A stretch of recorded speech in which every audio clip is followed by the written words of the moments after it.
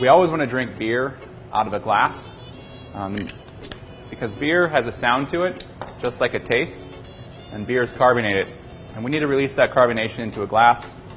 What beer foam can do in your belly. So when you go out, you might see a beer poured like this, where the server's only goal in the life is to not let any of that CO2 out of the beer.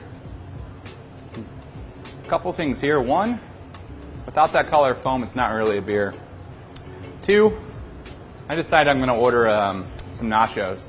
And I take that first bite, and once it hits my belly, that happens.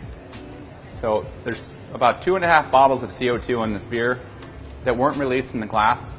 That's 100% what's going on in my stomach if the beer's not poured properly. Now you think, wow, every time I had beer, I get really bloated. And that's what's going on.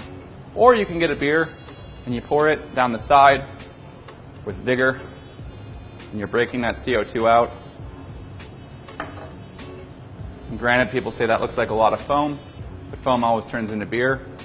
And then I take that same bite of food, and I try to have a swallow, and it's not agitating my stomach because I have broken that CO2 out in the glass. So that's how important it is to pour beer into a glass.